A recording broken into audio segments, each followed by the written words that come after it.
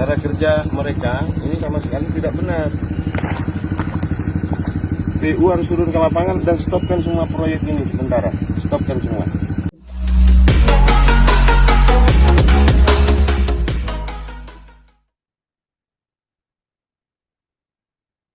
Assalamualaikum warahmatullahi wabarakatuh.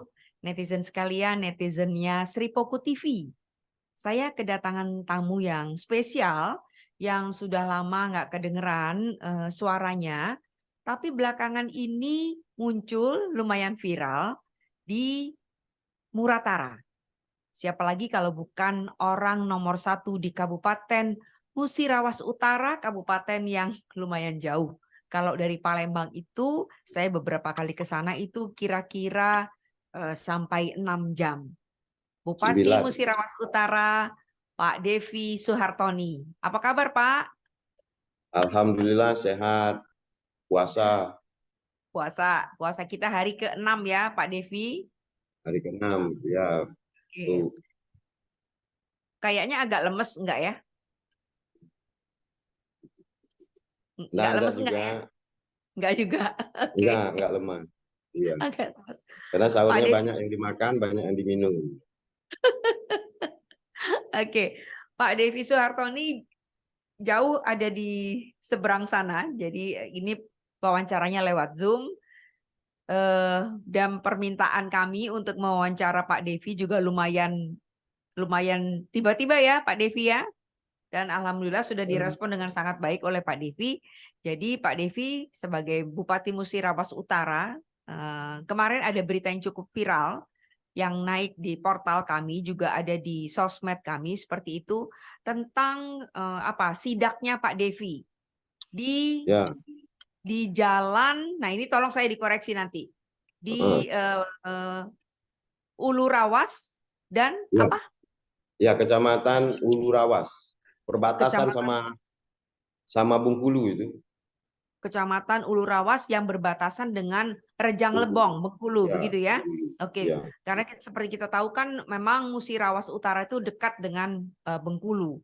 Nah, Pak Devi, itu bisa diceritakan nggak duduk perkaranya itu seperti apa sih sehingga kabar yang tersiar ini bahwa Pak Devi marah-marah itu kan sebenarnya bukan soal marah-marahnya kan gitu ya. Tapi apa yang terjadi di sana sehingga Anda bersikap seperti itu? Perlu dijelasin nih ke masyarakat kan gitu ya, Pak Devi? Kalau saya ini kan memang terkenal suka marah-marah, Bu Eni. Suka marah-marah dari zaman kerja maupun sekarang saya jadi politisi gitu loh. Karena mungkin ya ingin sesuatu yang baik, tetapi juga sebenarnya tidak baik juga marah-marah. Nah, itu kan saya udah bilang bahwa kita ini dalam membangun ini kan serba sulit nih saat ini. Duit sulit dari pusat, duit dari daerah juga sulit, terus daerah kita daerah tertinggal gitu. Nah, kalau impian masyarakat itu sekarang kan jalan. Jalan, listrik, air, itu aja impinya masyarakat. Kalau pendidikan, kesehatan, ya insya Allah selalu ada, negara selalu ada. Kenapa? Karena begini, jalan itu impian orang. Kalau sekolah itu sudah ada guru, ada rumah sekolah dibuat oleh negara, betul? Tinggal operasional. Kesehatan sama, sudah ada rumah sakit, ada dokternya, ada segala macamnya. Walaupun dengan segala keterbatasan. Tapi kalau jalan, masyarakat itu tidak bisa buat. Kalau jalan itu rusak misalnya 10 meter panjang, 10 meter lebar, nggak mampu loh masyarakat itu untuk nutupin jalan tersebut. Apalagi spot-spot. Nah sekarang kita ini waktunya membangun gitu loh. Yang impian masyarakat daerah kami bahwa ada jalan. Nah dengan duit jumlahnya besar, cukup besar, ya kita harus, saya bilang sama tim saya, sama kades, sama masyarakat, camat, semua pembangunan itu dari titik nol sampai akhir diawasin. Tujuannya hanya ada 3 kita pemerintah. Satu, kita patuh dengan aturan. Kedua, tepat waktu. Ketiga, kualitasnya baik. Nah, outcome-nya apa? Yaitu masyarakat menikmatinya aman dan nyaman. Nah, kalau rigidnya dibikin seperti yang saya temukan kemarin, satu, bahwa jalan tersebut dalam waktu 3 bulan akan bermasalah. Akan bermasalah. Masalahnya apa? Kayak berondol sawit disusun itu. Jadi hancur dia. kemudian semua akan pecah-pecah. Nah, ini kan disayangkan karena kita daerah tertinggal, daerah lagi berbenah. Kalau misalnya jalannya udah bagus ya kita ngurus yang lain. Masa setiap tahun kita ngurus jalan gitu loh. Nah, bayangannya mereka nggak mungkin saya itu pergi ke sana. Ini dalam hutan, Bu Weni. Berapa jauh Pak dari ibu kotanya Muratara? 3 jam. 3 jam. Ya, mereka ngebayang nggak mungkin hari weekend Bupati pergi gitu loh ya. Itu hari Minggu kejadian ya? Ya, hari Minggu saya biasa begitu Bu Weni, kadang malam segala macam ya. Nah itu kemarin saya rapat, saya bilang kamu stop dulu deh, nggak usah kamu lanjutin. Sampai bersepakat dan sepaham bahwa kualitas dan segala macam itu harga mati, gitu loh. Karena kenapa Bu Weni gini ya, di Ulu Rawas itu, masyarakat Ulu Rawas itu wanti-wanti, Pak kalau membangun Ulu Rawas kami minta kayak Bapak bangun seperti zaman Bapak Wakil Bupati. Dulu tuh saya bangun jalan di sana begitu, saya nggak kemana-mana. Diam aja. Sampai sekarang jalannya nggak rusak-rusak itu Bu Weni. Jadi masyarakat minta saya itu ke sana terus gitu. Aku bilang kalau dulu saya wakil, karena sekarang saya bupati mungkin harus keliling, saya bilang kan. Jadi alhamdulillah ini yang sering saya cerita sama anak-anak tim kami. Bisa saja kalian tidak melakukan hal-hal yang tidak perlu kalian lakukan. Kalian udah patuh segala macam. Kenapa? Contoh Pak Presiden dan segala macam turun ke lapangan. Turun lapangan. Nah, kalau lapangan kan kita tahu. Bisa saja kontraktornya dengan segala upaya karena di dalam hutan tadinya harus untungnya 5, karena gini bisa tipu-tipu bisa jadi 20. Toh yang jelek negara juga. Saya sebagai pemimpin jelek itu aja sebenarnya. Hanya ingin nunjukkan bahwa ya kita kerja tuh dengan benar gitu loh. Apalagi misalnya kita putra daerah. Siapa lagi sih yang mau benar gitu loh. Saya kira gitu aja. Oke, jadi Pak Devi Kalau ini saya kan memang turun. terkenal pemarah. Jangan Kalau saya marah-marah terkenalnya terus, pemarah. tensi tinggi. Oke, Pak Devi, Udah marah-marah. yang sebentar, saya mau bilang kepada apa namanya audiensnya Seripoku TV ya, bahwa jadi Pak Devi ini yang dikenal dengan nama Haji Devi Suartoni atau HDS, memang seringkali turun ke lapangan untuk sidak, untuk inspeksi secara tiba-tiba, secara mendadak berdasarkan pengaduan warga, gitu ya, berdasarkan pengaduan warga, dan termasuk ketika beliau turun ke tempat tersebut di Ulu Rawas itu, karena ada laporan warga melalui video, ya. Dan Nggak ketika ada di sana laporan sebenarnya. oh nggak ada Nggak laporan. ada Bu Ed. Nggak. Oh Saya tuh oke. gini, biasanya feeling, kemudian saya memang rutin turun. Pada waktu weekend. Ya, nggak hari-hari biasa. Saya tuh di kantor tuh 40%, 60%-nya saya di lapangan. Oke. Jadi saya manage time saya dalam kerja tuh 40% saya di kantor, 60% saya di lapangan. DL juga hanya 10% saya. Saya nggak jarang DL saya, jarang DL. Jadi banyakkan Wah, di lapangan saya. Ya. banyakkan di lapangan. Ya. Oke. Nah, selama kepemimpinan Anda yang 4 tahun, ini tahun keempat ya, Pak Devi? Benar? Kedua, tahun kedua. Tahun Tahun kedua. kedua jadi bupati. Oh iya, baru Kan Bu tahun Weni kedua. wawancara gua. Iya, Iya. sorry lupa. Pada kepemimpinan Anda tahun kedua, tapi kalau pada sebelumnya Pak adalah sebagai wakil bupati. Jadi permasalahan di Musirawas Utara terkait dengan temuan di lapangan yang memaksa, bukan memaksa, yang membuat Anda selalu harus sidak, itu apa? Berarti tadi kan pengawasan, tapi kan Pak Devi tentu terbatas ya bagaimanapun sebagai manusia. Kenapa bisa selalu Pak Devi yang harus turun? Mengapa tidak percaya misalkan seperti itu pada unsur-unsur di bawahnya? Saya kan gini, latar belakang saya kan profesional dan perusahaan asing, kemudian pengusaha kan. Nah sekarang ketemu dengan dunia politik dan birokrat. Gitu. Yang saya sebenarnya waktu sekian puluh tahun saya dididik detail oleh perusahaan asing. Dan mayoritas saya kerja perusahaan asing itu Amerika dan Australia. 80% saya kerja di perusahaan asing. Detail gitu. Attention to detail. Dan tidak ada namanya bos itu tidak turun ke lapangan, Bu Weni. Keliling kita. Kita jaga keselamatan, kita jaga lingkungan hidup, kita jaga safety-nya, kemudian kita jaga kualitasnya, jangan sampai influence berdampak kemana-mana, ya kan? Nah itu kan tertanam dengan saya. Nah saya itu mempunyai barrier, mempunyai tantangan yang sistem birokrat dengan sistem profesional. Bukan saya nggak percaya, saya pergi ke bawah. Ketika pergi ke bawah, ya tidak sesuai dengan standar gitu loh. Yang harusnya misalnya bahwa standarnya pakai A, kenapa kamu pakai B gitu loh. Standarnya 5 kok dikurangin jadi 3 misalnya kan gitu loh. Standarnya harus selesainya 1 bulan, kenapa harus 2 kan gitu. Nah memang banyak ketika dia tidak akan ketemu permasalahan kalau atasan tidak ke bawah, udah.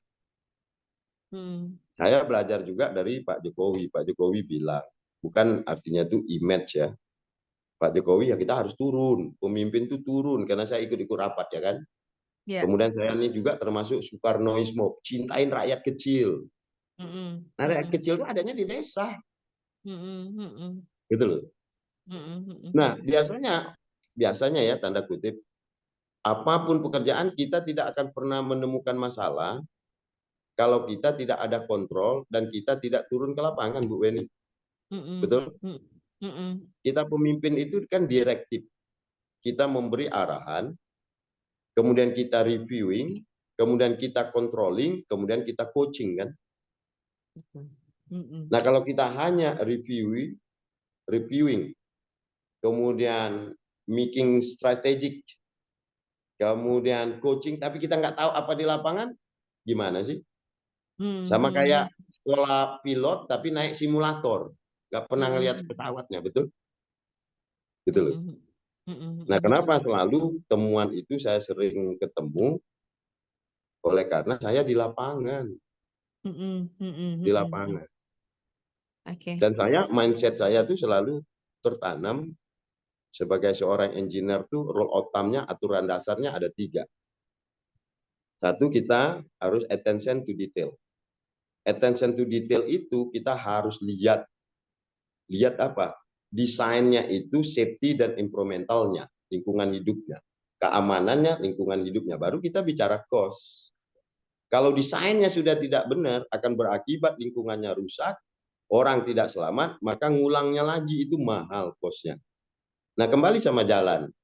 Ketika bicara jalan, apakah rule of thumb sebagai engineer itu ada? Ya kalau didesainnya tidak benar, dikerjain tidak benar, berarti keselamatannya nggak ada dong. Dalam waktu 3 bulan jalan rusak. Orang bisa terbalik. Tinggi sebelah kiri kanan bisa terguling. Fungsinya jalan itu kan hanya ada 2, Bu Ben. Sebenarnya di fungsi jalan yang saya pelajari sebagai engineer. Satu, yaitu buat aman dan nyaman orang berjalan. Kalau dia aman, jalannya bagus tapi tidak nyaman, tidak aman, maka dia celaka, berarti kita melukai orang lain. Gitu. Nah, apalagi ini duit negara yang tidak setiap saat kita bisa perbaiki. Kalau perusahaan asing, oke, rusak, masih ada duit, boleh negatif, kita perbaiki dong. Nah, kalau ini nggak bisa, judulnya harus jelas, waktunya harus jelas. Selip dikit, ya masalah hukum. Dilapor orang sana sini. Nah, ini yang saya terus dengan tim saya, bahwa apa yang dilaporin anak buah itu, lu harus cek ke bawah. Apa yang sudah digambar itu harus di-review kembali gitu. Oke.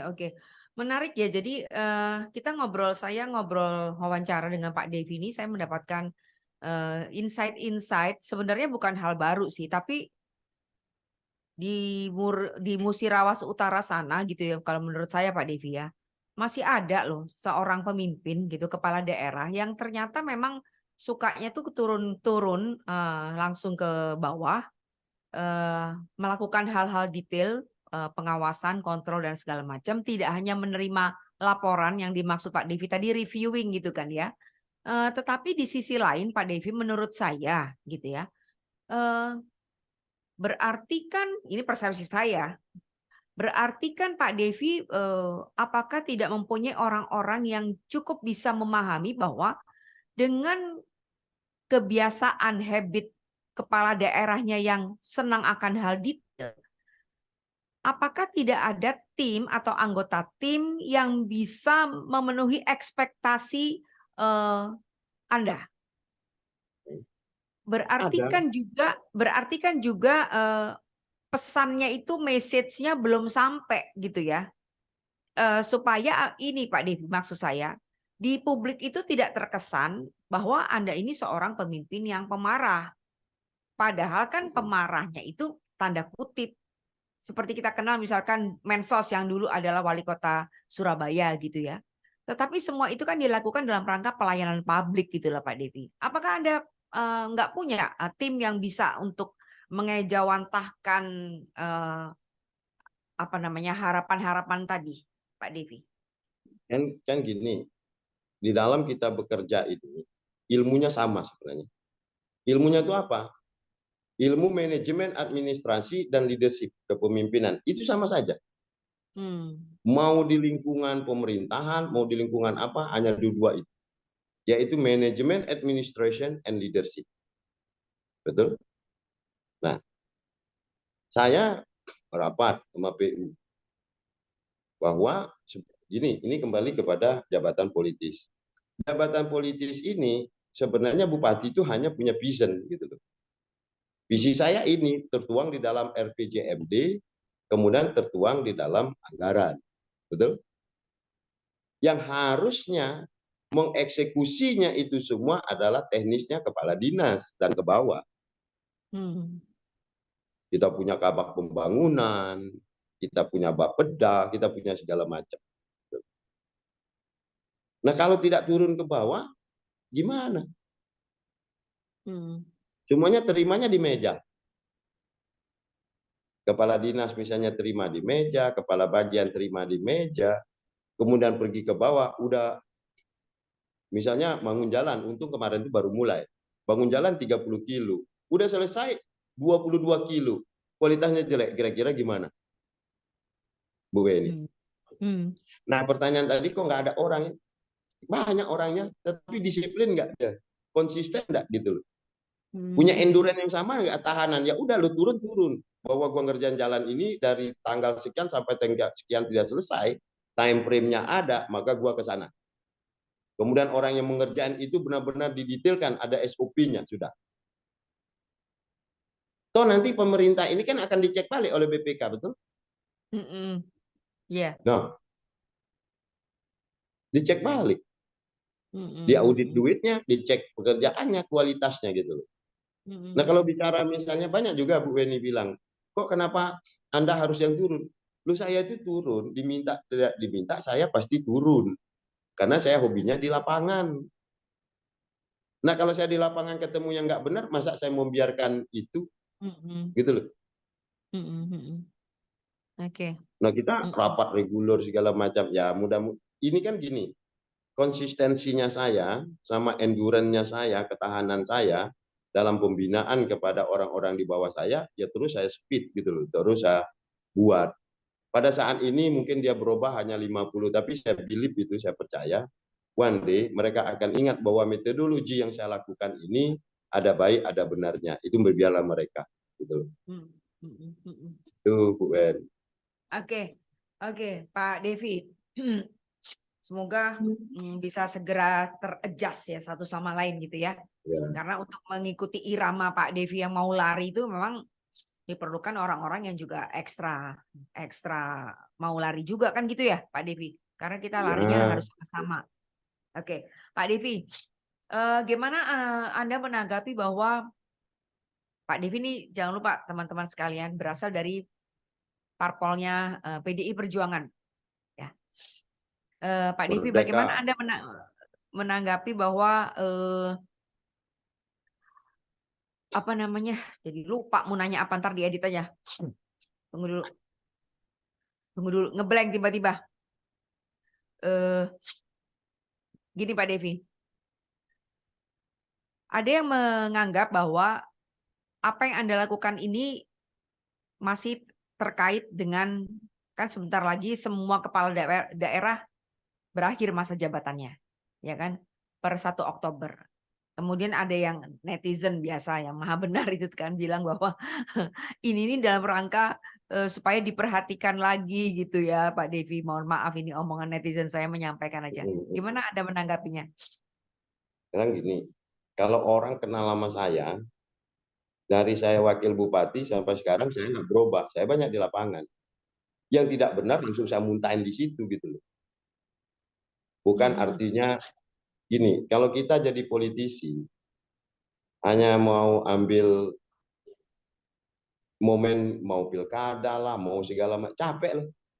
mmm, Kayak sekarang orang bilang udah safari Ramadan, nggak usah, saya bilang saya di rumah aja. mmm, Padahal sebagai seorang politisi harusnya safari Ramadan, mhm, ya kan, supaya orang senang nih. Satu dapat pahala, silaturahmi dapat pahala, betul. Secara politisi ada yang dijual. Nah saya kan tidak nyaman begitu Bu Ben. Zaman pilkada aja saya tidak senang sama orang saya usir, gitu loh. ringam Tetapi ringam. ya itu kan generalize sistem politik di Indonesia. Ketika ada suatu politisi yang turun, yang ini image-nya adalah pencitraan, ingin pengakuan gitu loh. Nah, saya kan orang yang berbeda. Saya bukan politisi, bukan birokrat. Saya orang profesional latar belakangnya. Kan? Nah, kalau ada yang ngomong kayak begitu, ya biasa saja. Itu adalah bumbu-bumbu biasa di dalam dunia politik. Mhm, Bumbu biasa itu. Mau heeh, presiden kah, mau gubernur, mau siapa, DPR. Kalau udah turun, ya kan. Tapi memang kadang-kadang aneh juga nih Bu Wen. heeh. Saya lihat yang udah mau nyalon DPR atau nyalon bupati, yang ciumnya tadi dari jauh sekarang nunduknya tambah dalam begini gitu loh. Oke, memang Pak Bupati kita ini, unik ya karena dia punya sikap sendiri ya. Saya kira itu sih, bagus ya Sekarang gini ya, untuk pendidikan politik di Indonesia gitu loh ya supaya nggak itu tadi pencitraan. iya kita kita gini ya, ini ada ilmu politik yang diajarin sistem negara ini. Negara ini mengajarin politisi dari presiden, gubernur, bupati, wali kota, DPR. Apa yang diajarkan oleh negara secara tidak tertulis? Sebelum mereka terpilih, mereka disuruh turun kan ke desa-desa, benar nggak? Mhm, Mungkin masyarakat semua bahwa dia menjual diri, dia bagus, akan buat ini, akan buat itu. Pertanyaan kenapa setelah dia jadi dia tidak mau turun ke bawah? mhm, Betul kan? Nah, mhm, itu kembali ke rule tadi yang pertanyaan Bu Beni. Wah, mmm, kalau politisi turun udah dekat-dekat ini mau minta suara tuh. Padahal mhm, negara mengajarin loh. Lo mau jadi presiden, mau jadi gubernur, mau jadi bupati, mau jadi DPR RI, sampai ke DPR kabupaten, kamu turun dong. Turun itu meyakin masyarakat bahwa Anda orang baik, bahwa Anda mhm, nanti akan bekerja dengan baik, dan Anda mhm, distigmakan sesuai dengan agama Anda bersumpah bahwa saya dengan jabatan ini, satu, mhm, cinta kepada negara, kedua, tidak mhm, solim kepada rakyat, ketiga, berbuat baik. Kan begitu. Nah, kalau udah mhm, jadi pejabat, malas turun. Saya tahu kenapa orang malas turun, Bu Beni, kalau udah jadi pejabat. mmm, Kenapa? Itu ya, karena udah protokoler, cak kepakaman bahasa Palembang tuh, betul? Giliran nak suara dengan uang, nah ngemis-ngemis. Giliran dia jadi masyarakat dituruh mak ini. Apa juga gawin, oh, betul, betul? betul, korek, Kedua, ngapa pejabat pejabat itu tidak galak turun? Pening kepala, kepalanya turun. mhm, Atau dipinta ke duit oleh masyarakat, pinta ke kain, pinta ke baju, segala macam. Namun aku mhm, tidak kate. Aku turun mhm, dia nak minta menado kunjuk, mendak kate kamu ndak kate. Nak marah-marah lah mhm, situ. mhm, Jadi itu. mhm, mhm, Sebenarnya sistem politik negara ini sudah sangat bagus. Dan mhm, ini ditunjukkan dengan tabiat politik Pak Jokowi. mhm, mhm. Pak Jokowi dari 2014 sampai sekarang beliau terus istiqomah turun ke bawah cek rakyatnya kan gitu. Itu benar. Itu Mhm, aja Bu. mhm. Oke, eee, Anda mau menyalonkan diri lagi nggak? Untuk saat ini antara iya dan tidak. Kalau orang nanya apakah Anda akan calon lagi? Yes and no. gitu loh. Kenapa gitu? Kayaknya ragu. Ya sekarang kita bicara gini, kalau kita bicara misalnya jadi wakil bupati sudah saya, jadi bupati sudah, dan Muratara kan tidak stop di saya gitu loh. Pasti ada orang Mhm. lain yang lebih bagus gitu. Nah tinggal ini kan arah pikirannya dari Allah Bu Weni. Allah itu akan meniupkan kemana kan gitu. Kalau Mhm. ditanya apa semangat banget, enggak lah. Toh saya udah pernah jadi bupati gitu. Kalau Mhm. dibilang belum selesai, emangnya saya sendiri harus menyelesaikan Muratara kan begitu. Mhm. Mhm. Mhm. Nah ini kan Oke. challenge of life lah gitu loh. Kalau Mhm. kehidupan nanti Allah menyuruh nyalon, nyalon. Kalau enggak, ya sudah enggak. Itu aja. Ini omongan Pak Devi ini konsisten dari 2 tahun lalu saya wawancara. Ya, konsisten. Inilah masih jawabannya. Kenapa bisa seperti itu ya? Tetap konsisten. Berarti memang dunia politik itu ternyata tidak seindah yang Anda bayangkan ya, Pak Bupati? Jadi dunia politik itu bisa indah, bisa tidak indah. Hmm. Sebenarnya dunia politik itu jadi indahnya begini, Bu Eni. Kalau Anda punya jabatan politik, bahwa Anda menikmatinya banget. Sebenarnya menikmati banget. Kenapa? Ibarat kata, oh ya aku sore ini nak makan iwak betok kena bupati. Segala wong nyari iwak betok itu. Mm-mm. Betul kan? Nah, bagi aku sebenarnya politik ini indah. Indahnya apa? Artinya tuh banyak yang bukan bahasa normatif ya. Banyak hal yang bisa kita buat baik gitu loh. Buat baiknya ada dua. Buat baik untuk akhiratnya kita, buat baik untuk nama kita. Tapi dia kan dua mata pisau. Buat jelek juga untuk akhirat kita dan buat jelek juga untuk dunia kita. Dua itu pasti dua macam. Nah ini tinggal yo siapa yang menjalankan dan dia memilih jalan yang mana gitu. Karena politik itu dua, bisa berbuat banyak dengan kebijakan dan insya Allah mendapat pahala, betul, dan mendapat nama baik. Bisa juga berbarengan berbuat jahat dan mendapat nama yang jahat. Contoh, Hmm. yang nggak usah Hmm. diomongin, nggak usah tutup inilah banyak kepala daerah kami ya kan, rekan kami ketangkap ini ketangkap itu kan gitu loh. Ada juga yang Hmm. baik gitu. Tinggal ya live ini adalah choice, pilihan. Kalau lu mau ini ramai-ramai dengan cara ramai-ramai ya silakan. Mau hidup sepi ya silakan gitu loh. Hmm. Hmm. Benar nggak?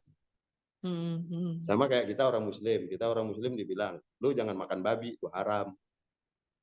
Tapi masih Hmm. juga mau nyoba ya makan aja dosamu sendiri, betul? Itu aja. Jadi jadi balik lagi ke wongnya. Yo balik ke wong, ya kan? Balik ke wongnya. Oke, Pak Devi, apa PR terbesar Anda sebagai bupati? Mengingat Muratara itu adalah termasuk daerah yang masih tertinggal. Kalau Anda tidak jadi bupati lagi atau memutuskan untuk tidak maju lagi, maka hal apa yang membuat Anda merasa boleh dibilang menyesal ya gitu ya, belum sempat melakukan prioritas utama janji kampanye?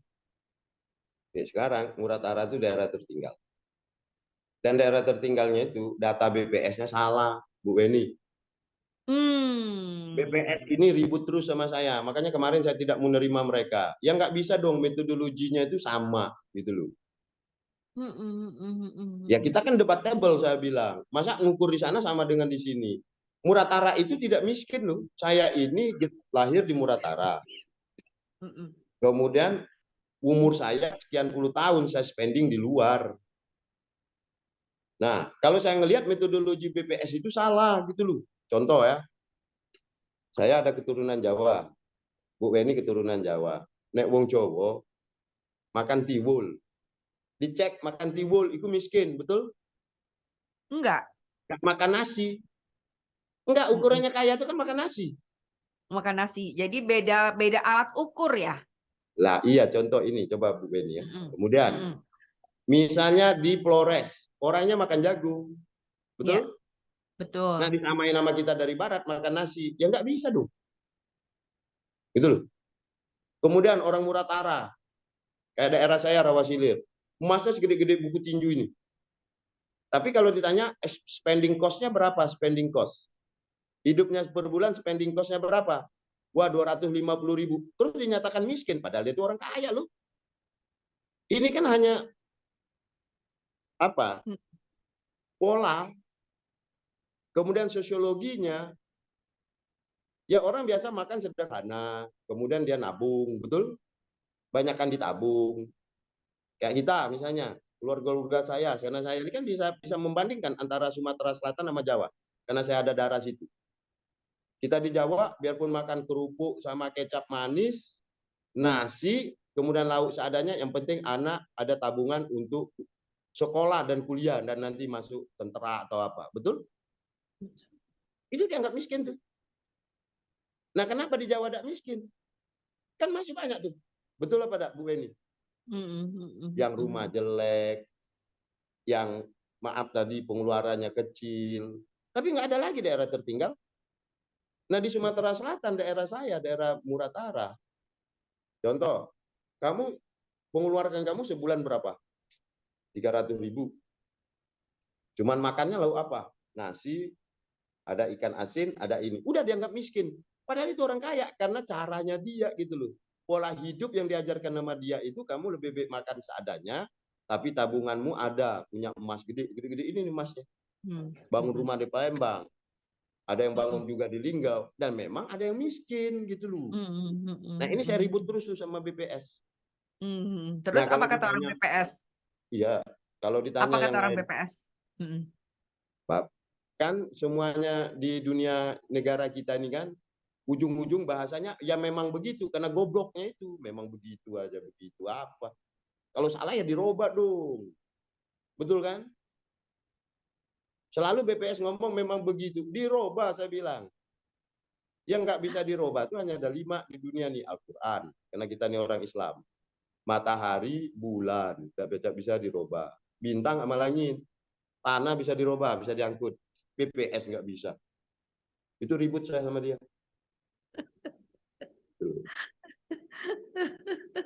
Jadi beda alat ukur kan? Iya, beda pendekatan. Gitu. Beda pendekatan yang dipakai. Ya. Oke. Dan sekarang pendapatan apa istilahnya tuh? Pendapatan rata-rata orang warga Muratara tuh memang berapa, Pak Devi? Sekarang kan udah meningkat nih. Gini Heeh. rasionya, IPM-nya meningkat semua. Iya. Kemiskinan meningkat dari 20 jadi 18, kata Mm-mm. BPS. Lah setahu saya 18 itu dari tahun-tahun kemarin. Itu bilang kok jadi 20 18. Gitu loh. Mhm. Mhm, Kita ini mhm, kan, saya ini orang lapangan dan bisa membandingkan Bu antara daerah saya daerah lain kan gitu loh. mhm, mhm, mhm, Kayak mhm, kami mhm, misalnya dengan murah, apa bedanya? Sama-sama nyadap karet kok. mhm, mhm, Sama mubah sama, hidup di sungai segala macam, sawit persis. Tidak ada mhm, bedanya. mhm, Nah, mhm, tapi ketika ditanya, lu makan apa? Ya kan? Nah, mhm, mhm, mau disamain semua sama rata. Yang satu hobinya makan apa? Lauknya mhm, apa? Lele, mhm, betul? betul. Satunya apa? Ikan baung, benar? Heeh, heeh, Nah, pasti yang makan lele ini miskin, Bu Wen. heeh, heeh, Tapi kan heeh, dia demen nih makan ikan lele, betul? heeh. Oke, jadi Anda sebenarnya mau bilang bahwa Musirawas Utara itu tidak menjadi daerah tertinggal? Enggak, tidak. Karena Tidak. begini, saya bilang, saya ini merantau banyak, udah naik gunung sampai ke Flores, masuk pedalaman Kalimantan. Muratara ini lebih dulu tahu mobil dan TV. Betul kan? Kemudian secara ekonomi juga bagus, secara geografi dia dekat. Nah, kalau dibilangin Muratara ini tidak punya infrastruktur, benar. Benar. Tapi kalau income rakyatnya gede loh di situ. Nah, makanya saya fokus gue nih ke infrastruktur, konektivitas. Jadi kalau dibilang Oke, miskin, enggak. oke. Dan alhamdulillah, insya Allah mungkin tahun 2024 ini kami lepas dari daerah tertinggal. Dari parameter-parameter di PDT itu udah terukur gitu loh. Cuman saya tetap Mhm, mendebatkan antara BPS ini, Badan Pusat Statistik ini.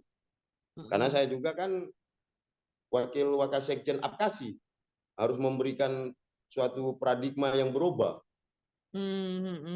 Ngapain dia dari pusat itu dikasih ke bawah pokoknya, tidak ada pokoknya itu. Kita ini maka banyak orang pintar sekolah tinggi di negara ini supaya merubah sesuatu yang tidak benar menjadi benar. Tapi dengan bertahap, ada debat tebalnya gitu loh. Nah kalau bahasa pokoknya ya miskin terus murah tara. Oke. Oke Pak Devi, poin-poinnya saya udah dapat ya. Pertama saya bisa simpulkan bahwa kenapa Anda turun ke jalan karena Anda senang dalam arti bertanggung jawab ya. Senangnya di arti dengan bertanggung jawab untuk assisting to detail.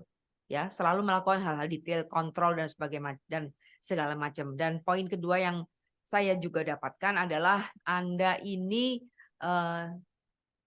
mau mengatakan bahwa Muratara ini tidak layak lagi disebut sebagai daerah tertinggal. IPM-nya naik dan sebagainya. Tahun 2024 sudah lepas landas dan semoga dengan demikian maka Pak Devi Suhartoni bisa memberikan legacy bagi masyarakat Musirawas Utara kalau beliau memang tidak mau lanjut lagi. Siapa sih kira-kira calon pengganti Pak Devi? Atau Anda mau lanjut lagi?